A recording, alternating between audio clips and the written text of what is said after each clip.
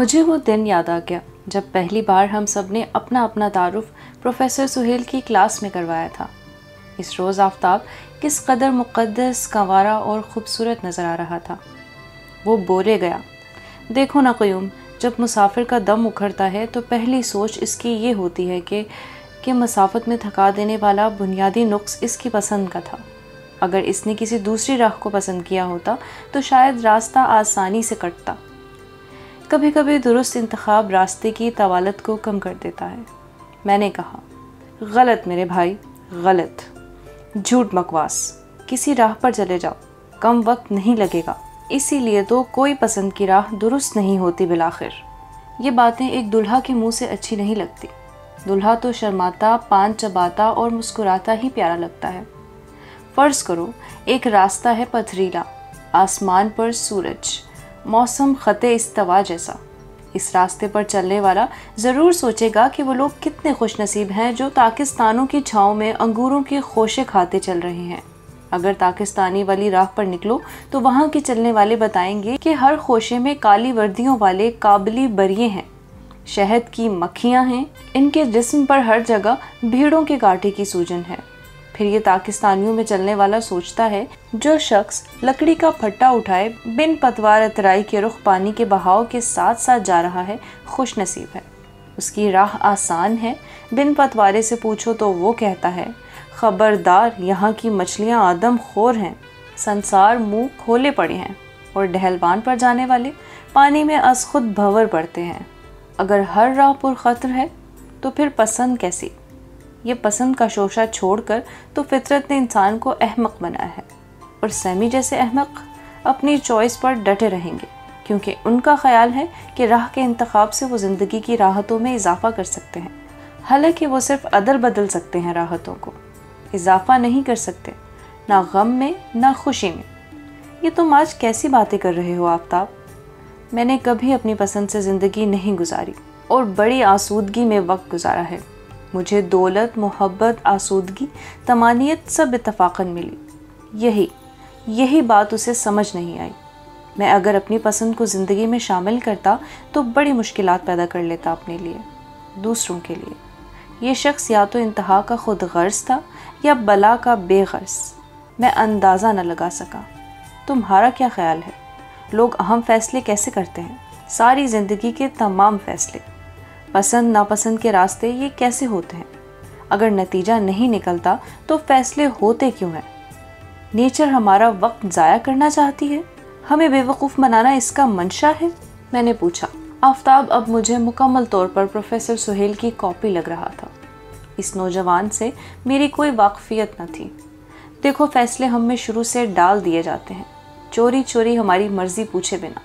ہر انسان کے اندر ایک خمیر ہوتا ہے، سرسوں کے بیچ میں یہ فیصلہ ہوتا ہے اس کا زرد رنگ ہوگا۔ تربوز کاٹو تو اس کے ہر بیچ میں یہ فیصلہ ہوتا ہے اس سے جنم لینے والا تربوز سرخ ہوگا۔ دیکھو قیوم، نہ تربوز اپنی خوشی سے سرخ ہوتا ہے، نہ چنبیلی اپنی مرضی سے خوشبودار، سب بیچ کا خمیر ہے۔ جو آدمی چور بنتا ہے اس کے وجود کو غارت گری کا خمیر لگا ہوتا ہے کہیں۔ نیک سازگار ماحول میں شاید ساری عمر اس کی یہ خوبی نہ کھلے، لیکن جس کے اندر غارت گری کا خمیر نہیں ہوگا وہ ناسازگار ماحول میں بھی کچھ نہیں کر پائے گا، کبھی چور نہیں بن سکے گا۔ یہ میری سیدھی بات ہے۔ سیب کو تم بھی گرتا دیکھتے ہو، نیوٹن نے بھی دیکھا تھا۔ تم کشش ثقل ایجاد نہیں کر سکے کیونکہ تمہارے بیچ میں وہ راستہ نہیں تھا جو ایک سائنسدان کا ہوتا ہے۔ میں پروفیسر سہیل کی کمپنی میں اگر نہ رہتا تو شاید یہ باتیں مجھے سمجھ نہ آتی، اور شاید میں اپنی پسند کی زندگی بسر کرنا چاہتا، لیکن اب میں سمجھ گیا ہوں۔ کیا واقعی وہ سمجھ گیا تھا؟ کیا سیمی سے بچھڑ کر وہ ایسی باتیں کرنے پر مجبور تھا؟ کیا یہ پروفیسر سہیل کی باتوں کا اثر تھا؟ کیا وہ ہمیشہ سے خاموشی کے غلاف تلے ایسی ہی باتیں سوچتا تھا؟ کیا لڑکیوں کی باتیں ایک حجاب تھی میرے اور اس کے درمیان؟ اب میں احتجاج کرنے کے خلاف ہوں۔ تہلکہ مچانے والے صرف اپنا نقصان ہی نہیں کرتے، سب کو برباد کرتے ہیں، سارے ماحول کو۔ سیمی سمجھتی ہے کہ وہ اپنے رویے سے، اپنی سوچ سے، اپنی پسند سے خوشی اور غم لانے کی ضامن ہے، تو وہ ایسی ضدی ہے کہ اپنی آرزو کے سامنے اللہ کی ساری کائنات توڑ پھوڑ سکتی ہے۔ میں بھی ایسے ہی سمجھتا ہوں۔ بیکار ہے، فضول ہے، میں جانتا ہوں وہ خود ٹوٹ جائے گی اچانک۔ تمہیں سیمی سے محبت ہے؟ وہ بڑی دیر خاموش رہا۔ آفتاب، میں نے ایک سوال کیا ہے تم سے۔ محبت ہونے نہ ہونے سے میرا راستہ نہیں بدل سکتا۔ کیوں؟ سیمی سمجھتی ہے میں نے اس سلسلے میں کچھ سوچا نہیں۔ بہت سوچا ہے میں نے قیوم، بہت زیادہ۔ سیمی کے ساتھ زندگی میں کچھ راحتیں ہوتی، کچھ غم ہوتے۔ زیبا کے ساتھ رہنے میں بھی کچھ راحتیں ہوں گی، کچھ غم ملیں گے۔ زندگی کسی کے ساتھ گزار لو قیوم، آخر میں میزان برابر رہتا ہے۔ ایسی منفی سوچ کی وجہ سے تم نے اس کی زندگی تباہ کر دی۔ اگر میں اس کی زندگی تباہ نہ کرتا تو کچھ اور لوگوں کی زندگی تباہ کر دیتا۔ یہ فیصلہ بھی کہیں پہلے سے میرے اندر ہو چکا ہے۔ تمہیں یہ فیصلہ سیمی سے محبت کرنے سے پہلے کرنا چاہیے تھا۔ میں نے کبھی کوئی فیصلہ نہیں کیا، کیونکہ ہر فیصلے میرے بیچ میں پہلے سے موجود تھا اور اس کے بیچ کے فیصلے سے مڑا نہیں جا سکتا۔ باقی تمام فیصلے اس پہلے فیصلے میں موجود ہوتے ہیں قیوم۔ مجھے خدا کے لیے بتاؤ، تمہیں سیمی سے محبت ہے کہ نہیں؟ اس نے ادھر ادھر نظر دوڑائی، چند ثانیے اپنی نو بیاہتا کو دیکھا اور بولا، محبت چھلاوا ہے قیوم۔ اس کی اصل حقیقت بڑی مشکل سے سمجھ آتی ہے۔ کچھ لوگ جو آپ سے اظہار محبت کرتے ہیں اتصال جسم کے خواہاں ہوتے ہیں، کچھ آپ کی روح کے لیے تڑپتے ہیں، کسی کے جذبات آپ پر خود حاوی ہو جانا چاہتے ہیں، کچھ کو سوچ ادراک کی سمتوں پر چھا جانے کا شوق ہوتا ہے۔ محبت چھلاوا ہے، لاکھ روپ بدلتی ہے، اس لیے لاکھ چاہو ایک آدمی آپ کی تمام ضروریات پوری کر دے، یہ ممکن نہیں۔ اور بالغرض کوئی آپ کی ہر سمت، ہر جوہد کے خلا کو پورا بھی کر دے تو اس بات کی کیا گارنٹی ہے کہ آپ بھی اس کی ہر ضرورت کو ہر جگہ، ہر موسم میں، ہر عہد میں پورا کر سکیں گے؟ انسان جامد نہیں ہے، بڑھنے والا ہے، اوپر، دائیں، بائیں۔ اس کی ضروریات کو تم پابند نہیں کر سکتے۔ لیکن سیمی بڑی ضدی ہے، بہت زیادہ۔ وہ محبت کو کسی جامد لمحے میں بند کرنا چاہتی ہے۔ شاید آفتاب اور میں ابھی اور کچھ دیر باتیں کرتے رہتے، لیکن اس وقت امجد اور جمال آ گئے اور وہ بہت خوش نظر آ رہے تھے۔ امجد نے آتے ہی آفتاب کے کندھے پر ہاتھ مارا۔ کیا راز و نیاز ہو رہے ہیں؟ آفتاب ابھی جواب بھی نہ دینے پایا تھا کہ جمال بولا، یار ادھر چلو، شالیمار میں اتنی پیاری لڑکیاں بیٹھی ہیں، بڑے آرام سے تبادلہ خیال کرتی ہیں۔ ہاں سچ یار، بڑی ڈیسنٹ لڑکیاں ہیں، ایسے آرام سے باتیں کرنے لگی ہم سے، چلو۔ امجد بولا، چونکہ تم سے باتیں کرنے لگی اس لیے ڈیسنٹ ہوں۔ آفتاب نے مسکرا کر پوچھا۔ امجد نے آنکھ مار کر کہا، سچی یار، ہمیں تو وہی ڈیسنٹ لگتی ہیں جو خواہ مخواہ میں ہمیں یہ احساس نہ دلائیں کہ ہم کوئی خاص قسم کے غنڈے ہیں۔ اٹھو قیوم، اٹھو۔ آفتاب نے مسکرا کر کہا، جاؤ بھائی، ہم تو نتھی ہو گئے۔ اس کے ساتھ جمال نے میری طرف اشارہ کر کے بولا، تم اس کے ساتھ؟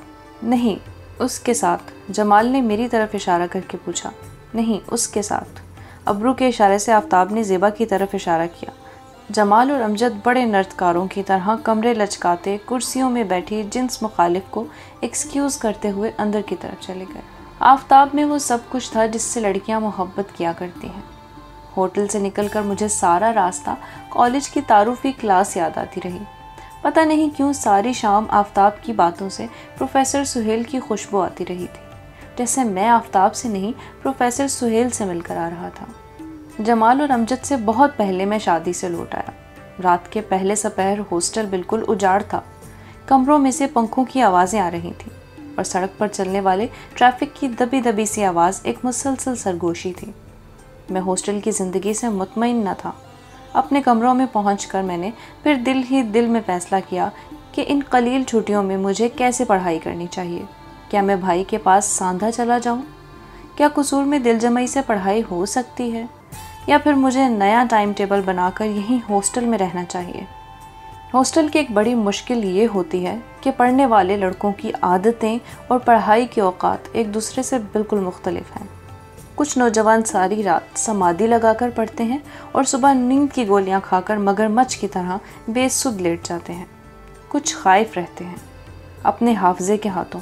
ان کو زیادہ پڑھنے کے بعد نروس ہو کر دوسروں کے پاس اخلاقی جرت، آدھا سبق اور خوف کا علاج کرنے جانا پڑتا ہے۔ ان کے علاوہ ایک جماعت خود غرضوں کی بھی ہوتی ہے۔ وہ کوٹا بھر پڑھائی کر کے دوسروں کے پاس خوش گپی کے لیے اس وقت جاتے ہیں جب ابھی دوسرا بیچارہ پڑھائی کا سٹارٹ ہی لے رہا ہوتا ہے۔ میں دن میں کئی مرتبہ پڑھائی کی کلی دمانے کی غرض سے جھوٹے سٹارٹ لیتا اور ہر بار کوئی نہ کوئی ہاسٹل کا باسی بریک لگانے پر مجبور کر دیتا۔ جمال کی عادت تھی کہ شہزادہ 7 گھنٹے پڑھنے کے بعد حالیہ حالات پاکستان اور پاکستان کو ترقی یافتہ ملکوں کی صف میں لانے کے پروگرام بڑی تفصیل سے زیر بحث لا کر 2-2.5 گھنٹے میرے پاس سرو کرتا۔ بیٹھ جاؤ جمال، میں کرسی پیش کرتا۔ میں بس جا رہا ہوں، وہ کھڑا رہتا اور بولتا چلا جاتا۔ یار بیٹھ جاؤ، میں پونے گھنٹے کے بعد اسٹارٹ کرتا۔ نہ بھائی، تمہارا بھی ٹائم ویسٹ ہوگا، میرا بھی۔ بیٹھنا نہیں ہے۔ میں اس کے سامنے کئی بار گھڑی دیکھتا، کئی پینسلیں گھڑ کر رکھ لی جاتی، پین دھوئے جاتے، ان کی سیاہی بدلی جاتی، کاغذوں کے نوٹ بنانے کے لیے پین لگاتا۔ جن کتابوں سے مختلف ٹاپکس پر ریفرنس ملنے کی امید ہوتی، ان کتابوں میں جا بجا کاغذ کی پرچیاں رکھ کر ان کو اینٹوں کے چھٹے کی طرح جما کر رکھتا۔ میرے مشاغل نے کبھی جمال کو پریشان نہیں کیا۔ وہ سٹیل مل لگانے سے لے کر وہی بلونے والی چھوٹی رئی تک ان گنت فیکٹریاں پاکستان کے مختلف شہروں میں لگاتا رہتا۔ اس کی گفتگو سے سارا پاکستان کالا شاہ کاکو بن جاتا۔ جمال کے جانے کے بعد فضا میں فیکٹریوں کا دھواں اس قدر پھیلا ہوتا کہ میں سانس برابر کرنے کے لیے تھوڑی دیر کے لیے باہر چلا جاتا۔ واپسی پر پڑھائی کے سٹارٹ میں کئی اوگھٹ گھاٹیاں آتی۔ ان کو پار کرنے کے بعد ابھی میں نے سپیڈ ہی پکڑی ہوتی کہ امجد آ جاتا۔ امجد ہنگامی آدمی تھا، وہ صرف 15 منٹ ٹھہرتا، لیکن اس کے ضمیمے کے بعد توجہ کتاب کی اسکرین پر ٹھہر ہی نہیں سکتی تھی۔ جس وقت میں آفتاب کی شادی سے لوٹا، میرا ارادہ شہر سے بھاگ جانے کا تھا۔ جو کچھ آفتیں اوپر بیان کر چکا ہوں، ان کی سردار مصیبت سیمی تھی۔ آفتاب کی شادی نے پتہ نہیں کیوں دل میں سیمی کی محبت پا لینے کے خواب کو اثر نو ہوا دے رکھی تھی۔ ساتھ ہی ساتھ کوئی ایسا خوف بھی تھا جو میٹرونوم پر بنا رہتا تھا کہ اب بیٹا تم پاس ہی نہ ہو سکو گے۔ اس لیے اس میں عافیت ہے کہ شہر، ہاسٹل، کالج چھوڑ کر کسی چھوٹے سے گاؤں میں بھاگ جاؤ، وہاں مقامی نمبردار سے دوستی لگا کر ایک چھوٹا سا اسکول کھولو اور باقی ماندہ زندگی ان بچوں کو پڑھاؤ جو پڑھنے کے لیے پیدا ہی نہیں ہوئے۔ بالآخر میں نے پھر ایک جھوٹا سٹارٹ لیا، اپنی چارپائی سے بستر رول کر کے سرہانے کی جانب رکھا اور سوشیولوجی کے دوسرے پرچے کی تیاری کرنے لگا۔ اس وقت دروازے پر کسی نے انگوٹھی کے ساتھ دستک دی۔ دروازہ کھولا تو سیمی کھڑی تھی۔ اس کا چہرہ مجھے بانس پر ٹنگا ہوا نظر آیا۔ آ جاؤں کہ نہیں؟ اس وقت تمہیں اجازت کیسے ملی اندر آنے کی؟ بس مل گئی، آ جاؤں؟ وہ چارپائی پر جوتے اتار کر بیٹھ گئی۔ تو ہو گئی شادی؟ شاید وہ مجھ سے نفی میں جواب کی آرزو مند تھی۔ ہاں ہو گئی۔ بڑی دیر تک وہ سر ہلاتی رہی، پھر جیسے اس نے اپنے آپ پر قابو پا لیا، وہ بڑے سادہ گھریلو انداز میں باتیں کرنے لگی۔ بہت مہمان تھے، ہے نا؟ نہیں، زیادہ نہیں تھے، یہی کوئی 300 کے قریب۔ جمال اور امجد بھی گئے ہوں گے، جیسے وہ شادی پر ہمارے ساتھ ہی تھی۔ ہاں، اور فرزانہ کوثر وغیرہ؟ وہ پڑھ رہی ہوں گی اس وقت، ان کمبختوں نے فرسٹ ڈویژن لینی ہے۔ ہاں، سمجھدار ہیں وہ چاروں، کاش خدا ہمیں بھی عقل دیتا۔ اینجلا بھی نہیں آئی؟ وہ چپ ہو گئی۔ اس وقت ایک بار امید نے مجھے بڑے بھرپور قسم کے سبز باغ دکھائے۔ دراصل ہر شخص کو اپنے ملک کی لوک کہانیوں پر اندر ہی اندر بڑا اعتبار ہوتا ہے۔ وہ بہت سمجھدار ہونے کے باوجود کبھی ان کہانیوں کے چنگل سے نہیں نکل سکتا۔ ملک کے مجموعی سائیکی انہی کہانیوں میں ہوتی ہے، اور میں بھی انہی کہانیوں کا ایک حصہ تھا۔ اس وقت مجھے یقین تھا کہ چونکہ ویلن کی شادی ہو گئی ہے، اس لیے نیچرل نتیجہ یہی ہے کہ اب سیمی پوری قوت سے مجھ پر عاشق ہو جائے گی۔ راستے کی چٹان کٹتے ہی اسے میرے سوا اور کچھ نظر نہیں آنا چاہیے۔ لیکن سیمی کچھ شوقیہ گلابی گلاسز نہیں پہنتی تھی، واقعی اس کی بصیرت کمزور تھی۔ اسے آفتاب کے بعد کوئی شخص نظر نہ آیا۔ انتظام کیسا تھا؟ اس نے یوں ہی پوچھا۔ دراصل وہ کچھ اور پوچھنا چاہتی تھی اور میں کچھ بھی بتانا نہیں چاہتا تھا۔ میں اس سے وہ باتیں کیوں کرتا جو تالاب کنارے آفتاب نے مجھ سے کی تھی؟ شاید میرے بیان کے رد و بدل سے وہ ان باتوں کو آفتاب کی محبت پر محمول کرتی۔ بڑی دیر بعد میں نے جواب دیا، اچھا تھا، جیسے ہوٹلوں کے انتظام ہوتے ہیں۔